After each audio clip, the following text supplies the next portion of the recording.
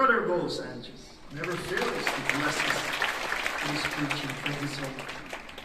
And I want to thank all of you on behalf of the Feast Bay area for coming to our grand feast today here at PICC, despite the long weekend. And we're campaigning for next Sunday because it's going to be a longer weekend in Metro Manila. I think Friday might be a non-working day for public offices. And we're testing the waters next Sunday because we'll be having 2 sessions. 9 a.m. for the English session and 2 p.m. for our Taglish session. So please do come and invite family and friends. And when you come, you bless others as well, and you help sustain what we do. Just a little note, plenary hall won't be available on Sunday, but we will definitely be here at PICC, so please watch out for details in our announcements. Are you happy to be here? Yes! Let's clap our hands again to the Lord.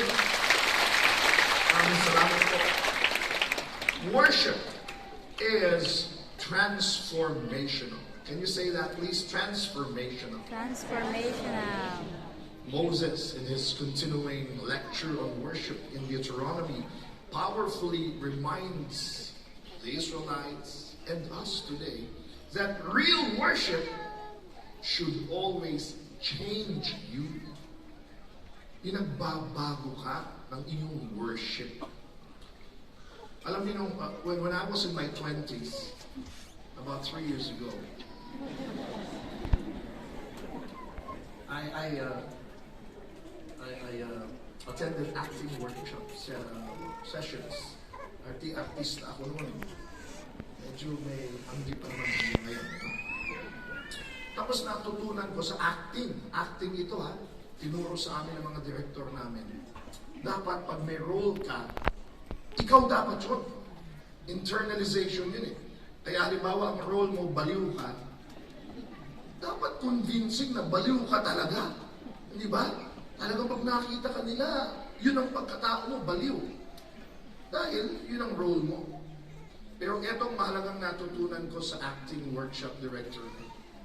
Pero pag sinabi ng director na cut, ay balik ka na sa dati mong pagkatao. Baka tapos na yung palabas, baliw ka pa rin. Diba? Masyado mong na-internalize. Kaya may mga workshops kami na ibibigay mo lahat. Pero pag sinabi ng director na cut, tapos na. Tapos na yun. Iba yung role mo sa entablado o sa in front of the cameras. Iba yung totoong buhay mo. Tama? Tama. Yan ang hindi ko ituturo at sasabihin sa worship. Kasi sa worship, walang cut. Hindi pwedeng yung pag nandito ka o pag nag-worship ka, banal na ka na. Okay yan. Pero baka pagkatapos ng feast, paglabas mo, nagpapark ka o palabas ka ng kotse na git-git ka. Hoy! Ano ba? Nakita mo? Sabi sa'yo, sabay tayo nag-worship kanina. Iba yun!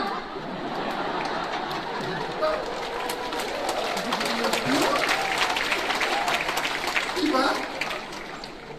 Kilala nga ako yung kamay na ginagamit pang worship. I love you. Pero pag uwi sa bahay, yung kasambahay niya, bakit hindi mainit itong sabaw? Sinabi ko. Yung parang yung kamay na ginamit sa pang-worship. Naku, andito yung mga kumain ko, mag-worship pa kami. I love. Pag ganun po ang nangyari, hindi worship ang tawag doon. Ano ang tawag? Tanong nyo ano? Acting. Kasi may cut. Kaya sa worship mo, walang cut. The worship that you do here continues on outside. Kaya sa highest form of worship natin sa misa, anong sinasabi nila Father? The Mass is ended. But go in peace to love and serve the Lord. Tapos na yung misa, pero yung misa papatuloy sa iyong pagmamahal at paglilingkod, lalong-lalo na sa labas ng simbahan. Amen? Amen. Kaya kami mahirap buhay namin Kasi lagi kami nakikita dito. Kaya para kami nasa aquarium palagi. Lahat ng gagawin namin sa labas, di ba? Na ako. Diba? Minsan nga Yak ito gross ito Pero noon kasi pala dura ako preacher ako. Tapos nakikita ako ng mga tao. Hindi na lang natanggal ko yun eh. Kasi, Brother Abby! Hi! Praise God! Kasi titignan nila natin. Of course, lagi ko nang sinasabi, huwag kami titignan nyo. Ang titignan natin ay ang Diyos na ating pinapangaral. Pero mahirap mong paghiwalayin yun eh. At hindi lang ito para sa amin, para sa ating lahat. Mamaya pagkain nyo mamaya sa labas, di ba? Nagalit kayo sa waiter. Bakit kayo lang tumorder ko? Ay, di ba kayo po yung kasama ko sa feast kanina? Hindi ba kayo naman pero naghihintay naman kami. Love you, brother. Iyak yun, ha? Dapat ang worship natin, buhay natin. Sabihin nyo nga lahat yun, ang worship ko ay buhay ko. Eh, ang ganda mo sinabi ni Brother Bo kanina eh. Sabi ni Moses, Brother Bo, lagi natin nadidinig ito eh. You become like the God you worship. Kaya tayo natutulad sa Panginoon, eh ang Panginoon dito, hindi dito lang, hanggang sa labas. Dala-dala natin siya.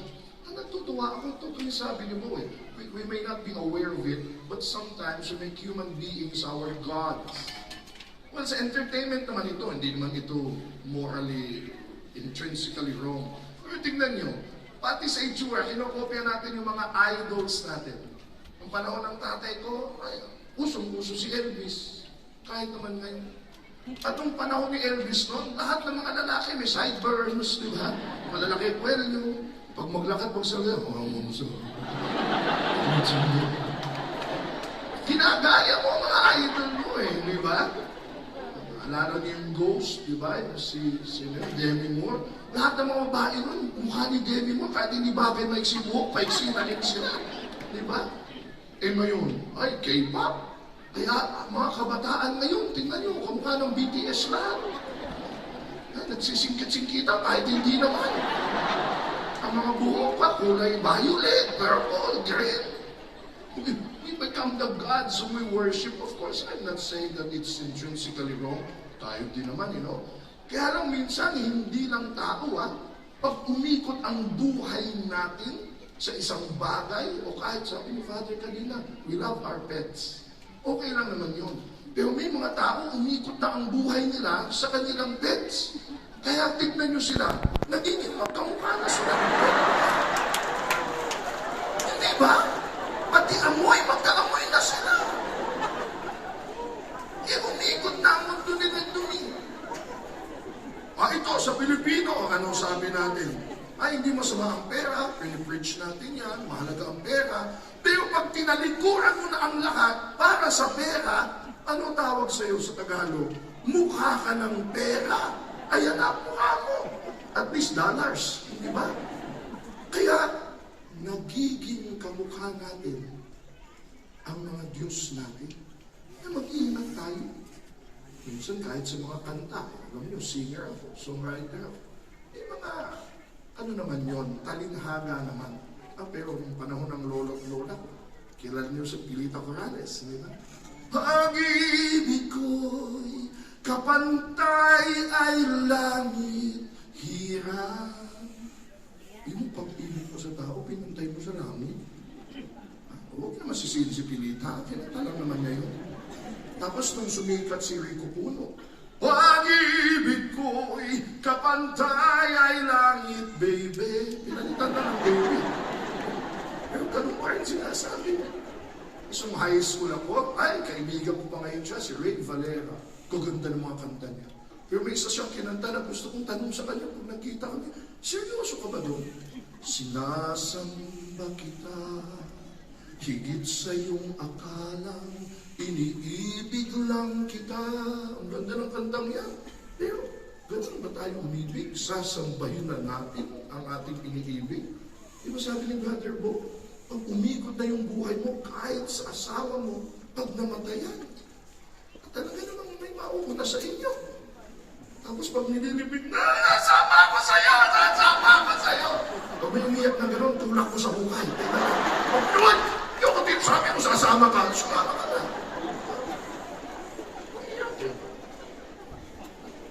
Sambahin mo na.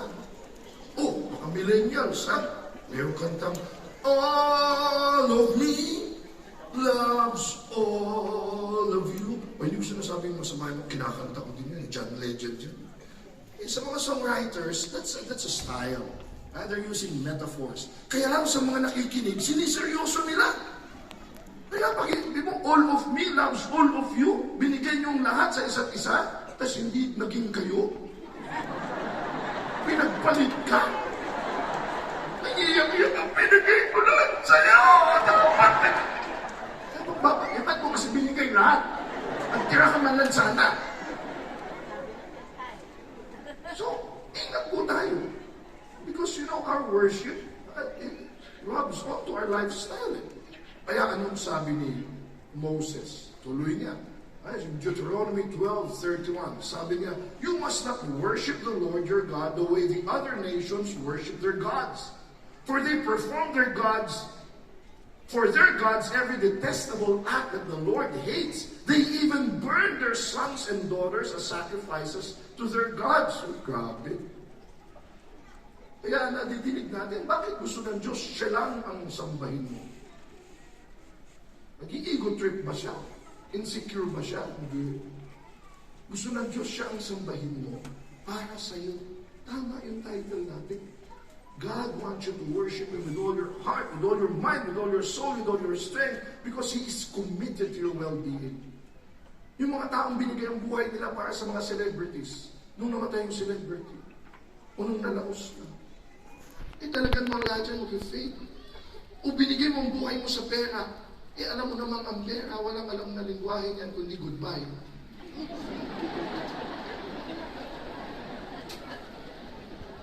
Kahit na yung pinaka-iniidolo mo makapangyarihan, mayayaman, nawawala sila. Kaya ayaw ng Diyos ma-frustrate ka. Kaya pag binigay mo lahat yan at nawala yan, mawawala ka din. Samantalang pag binigay mo ang lahat sa iyong Diyos, hindi siya mawawala. Lagi siyang nandyan. Panghabang buhay, panghabang panahon. Kaya kung tataya mo din ang buhay mo, tumaya ka na ng panghabang buhay sa Kanya. Ay, yung mga tao na tinataya nila sa mga false gods na ang naging kultura, death, violence, ayaw ni Lord Diyo. Kasi malulungkot ka lang, frustrate ka. But if you worship Yahweh, who always gives us life, you end up co-creating Eden for others. Oh, ganda.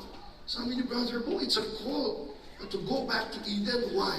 Because worship is much more than rituals. Again, it's amazing that we sing worship songs here, that we're all immersed in God's presence. That's fantastic. But as I've said a while ago, Brother Bo says, worship goes beyond singing, and pag doon lang nakabata yun, nahihinto. Sabi nga natin, ang worship dapat walang cut. Kasi tingnan yung structure ng lecture ni Moses, kung mabasahin niyo pa. Sa unang part, Moses discusses the details of altars and sacrifices from chapters 12 to 13. And then this is interesting, on the second part, in chapters 14 to 15, he talks about seemingly random stuff. From tithing to freeing slaves, forgiving debt, and helping the poor. And then third, he goes back about talking about sacrifices and religious festivals. Pero interesting dyan yung tithing, yung pagbibigay, freeing slaves, canceling debts, worship. Yes. Yes. In fact, we've talked about this when we had our discussions on Leviticus. Pero pasadaan lang natin kasi binanggit ulit sa Deuteronomy. Sa 14, 22 to 28, be sure to set aside, again, tithing is worship. And we read that we are called, or Moses called the Israelites to set aside a tenth of all that your fields produce each year. At the end of every 3 years, bring all the tithes, ikapo, alam natin yan, of that year's produce and store it in your towns. Let's continue. So that the Levites, everybody say Levites, who have no allotment or inheritance of their own, and the foreigners, the fatherless, the widows who live in your towns may come and eat and be satisfied. And so that the Lord your God may bless you in all the work of your hands. Anong sinasabi dito? Magbigay tayo. Let's give to our spiritual family. Yung mga Levites po, sila yung mga lingkod sa templo. They're the musicians, they're the gatekeepers, the guardians, the temple officials. Ang sabi ni Moses, bibigay kayo sa kanila. And that continues on until now. That's why we invite you. We call you to give to your spiritual family. That's very much part of your worshiping the Lord. Why? Because as you give, we are able to continue what we do. And then, Moses says, give to the foreigners. Ngayon, mga migrants yan. Or to the fatherless, the orphans, and the poor. Kailangan nakaakibat ang ating pagsamba sa Diyos sa pagtulong sa mga nangangailangan. Hindi pwedeng hiwalay. Kaya nga tayo, ang ganda ng ating mga feast gatherings. Pero kaakibat nito, marami tayong mercy ministries. Kulang. Kung tayo ay magkakantahan at magdadasal lamang kung ito ay hindi isa sa buhay at sasagawa. Kaya tayo may anawin. Nangangalaga tayo sa mga matatanda. Kaya tayo may Grace to be Born, may Jeremiah, may He Cares, and may Ministry for Cancer patients hanggang sa mga nakakulong. We've got to put our worship into action, our faith into action. In fact, tingnan nyo ito sa Deuteronomy 15, 1, 7 to 8. What does it say? Let's read, please. At the end of every 7 years, you must cancel debts. Kasama sa worship ang usapin sa utang. Kaya alam, huwag nyo gawin literal ito. Baka hindi kayo magbayad ng utang ng 7 taon, tapos sabihin nyo, quits na tayo, ha? Sabi sa Biblia. Hindi po, ha? Pero tingnan nyo ito. Sa poor ito. Para dun sa talagang noon. It says, if anyone is poor among your fellow Israelites in any of the towns of the land the Lord your God is giving you, do not be hard-hearted or tight-fisted toward them. Rather, be open-handed and freely lend them whatever they need. We continue. If any of your people, Hebrew men or women, sell themselves to you and serve you 6 years, on the 7th year, you must let them go free. Anong sinasabi dito? Our worship should overflow with radical generosity to the poor. Kailangan makita sa gawa, sa kawang gawa. In fact, nadidinig natin palagi yan. The church has a preferential option for the poor.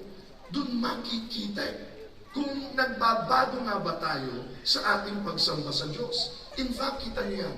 Pati yung mga utang, pati yung mga alipin. Because in God's mind, worship and justice are one.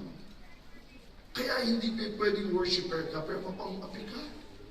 Hindi, it doesn't match kung worshiper ka, pero mapanglamang ka sa kapwa. Naalala ko tuloy, hindi ko, banta kasi ako. Alam niyo ba yung Yano? May kanta sila nung di ba? Manal na aso, santong kabayo, natatawa ako, hi. Naalala niyo yun? Kasi sabi ng kanta, dasal ng dasal yung ali, pero pagbaba niya, may lumapit sa kanyang humingi ng tulong, minura pa niya. It doesn't match. Kaya nga, alam niyo, minsan, pinag-uusapan namin ni brother ko, ito noon pa. Pati nga si Bishop Lagdamayo, tinanong ko dito noon, Father, o Bishop, o both, sabi ko, bakit tayo Christian country? One of the Catholic countries in the world, or in Asia, namumuna tayo. Pero marami pa rin tayong social problems. Marami pa rin mga mahihirap na below the poverty line. Mayroon kayang mismatch sa ating Kristyanismo, tsaka sa ating pagkabuhay. Kasi pag napupunta ako ng abroad, halimbawa sa Japan, napupunta ako sa Europe, kita ko yung mga traffic, nila, yung pedestrian, mga bata sa kalye, sinusunod. Ang layo pa lang ng mga ng sasakyan, humihinto pag may dumadaan. Tapos, mga atheist yun. Pero sumusunod sila sa batas trapiko. Dito sa Pilipinas, naalala ko, pag tatawid ka, para ka makikipagbulan kay kamatayan. Sa swipe ka ng jeep, tapos ay, tumabi ka, nakulubog ka. Tapos sa jeep nakalagay, Santo Niño, Divine Mercy, Magneto. Ay, may mismatch, no? Ay, nung nasa Japan ako, grabe, nakita mo yung mga tinda, may mga tinda dun sa kalye, walang nagbabantay. Tapos sabi ko, no, you just put your money, you get the newspaper, just put the money. Hindi nawawala. Galing. Tapos sabi nila, walang mga Diyos at tao dito. Sa atin kami, nagbabantay na, tabi pa ng simbahan. Sa loob nga ng misa, iba, bago kayo kumunyon, tingnan niyo yung mga gamit ninyo, baka mawala. Dapat misa na. So, hindi nyo ba naisip na baka may mismatch? Kaya nga sabi sa akin Cardinal Tagle, sabi niya kasi ang Kristyanismo, merong code, the code, and basta tatlo. Pero okay daw tayo dun sa code, okay daw tayo dun sa mga seremonya, okay na tayo sa katekismo, pero yung code of life, dapat makitang sa buhay. Kaya tingnan nyo, as you worship day by day, we should be more like Him. Kung tayo, kaya nga pangalan sa ating Kristiyano, para nagiging katulad tayo ni Kristo.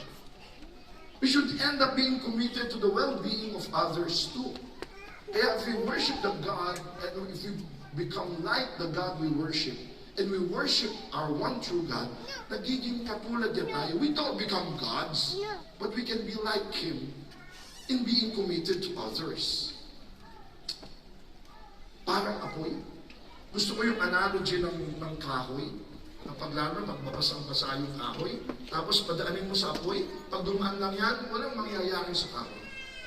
Pero pag pinatagal mo yan sa apoy, ang ilang segundo, abay, iinit yung kahoy. Pero pag tinanggal mo yun, lalamig ulit. Minsan, ganyan tayo sa simbahan.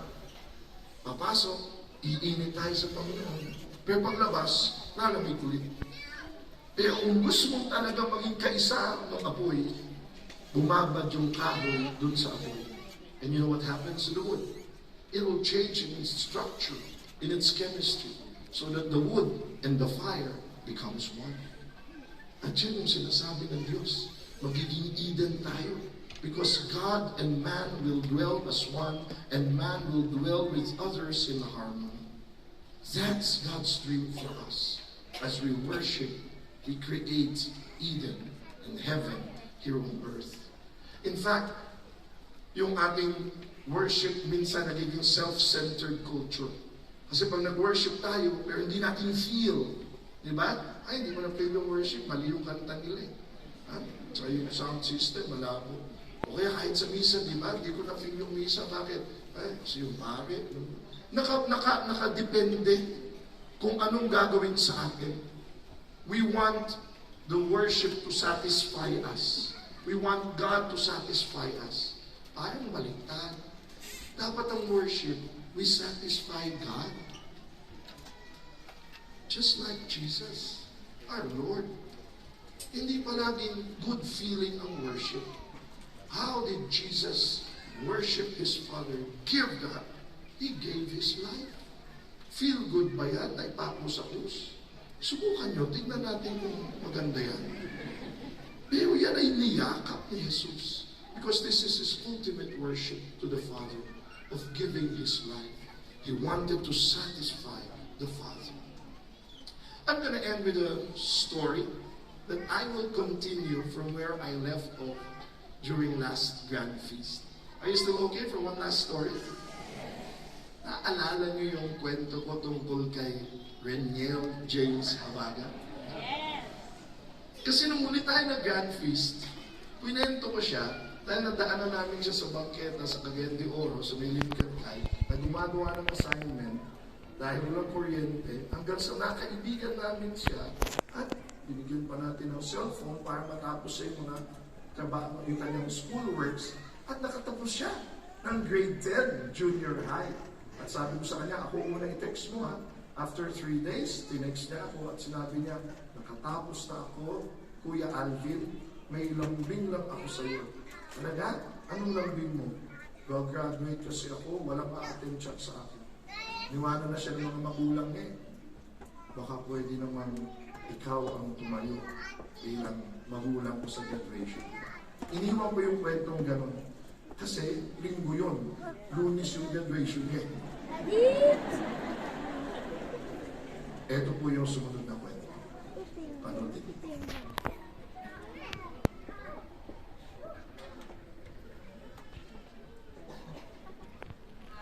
Alvin Barcelona po, palipad na naman, papuntang Cagayan de Oro City.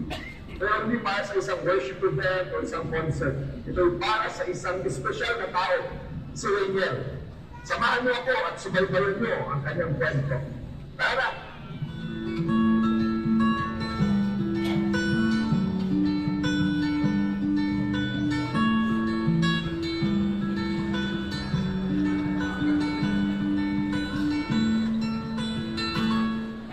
Nandito tayo ngayon sa Cagayan de Oro City National High School Junior High. At dito po nag-graduate si Rainier, yung batang nakilala ko sa bangketa na gumagawa ng assignment dahil kailangan niya ng ilaw katabi ng 7-Eleven.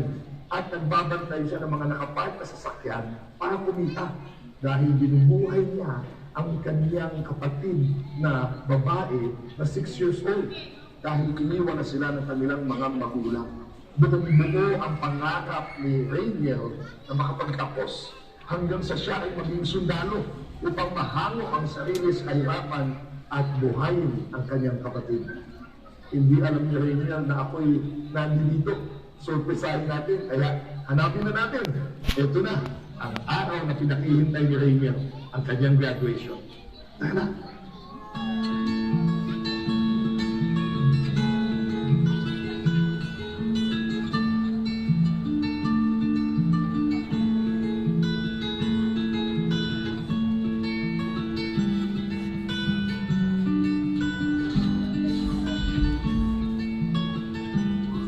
Nandito tayo ngayon sa gym kung saan gaganapin ang graduation ni Rainier. Agad baka hindi niya alam na nandito ako. Tawagan natin siya.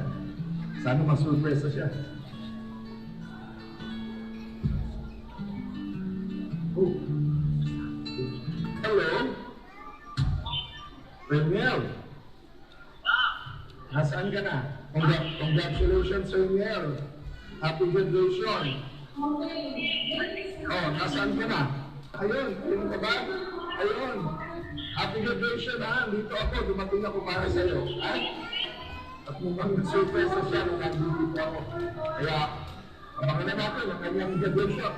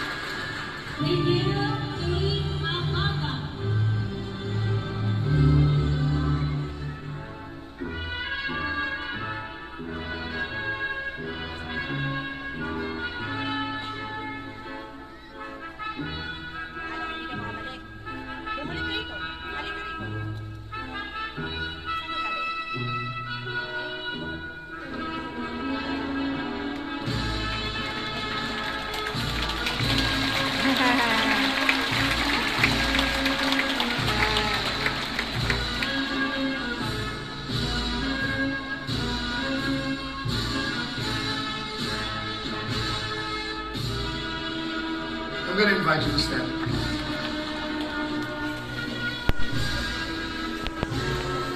No, this is just a wild kiss, a bold kiss.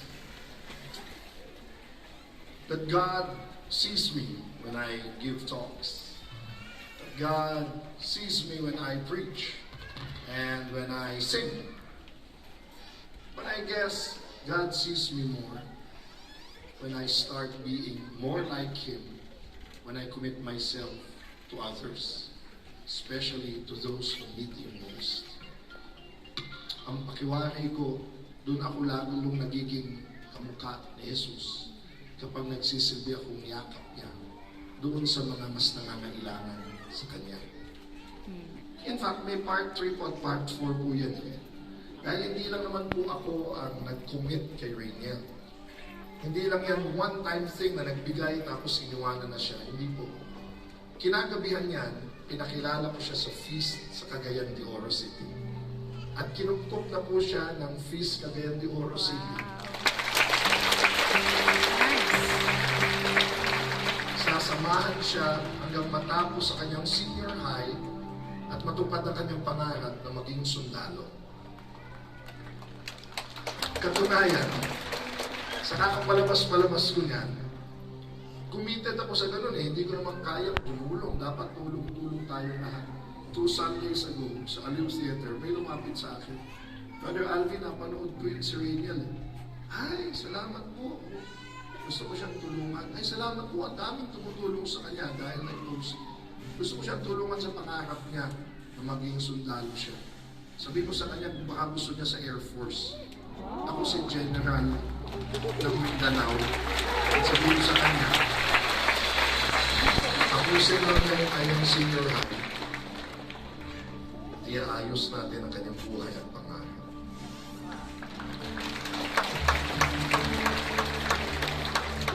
Palagay ko, hindi naman hinihingi ng Diyos na maging committed tayo sa buong sangkatauhan. Sa Kanya yun.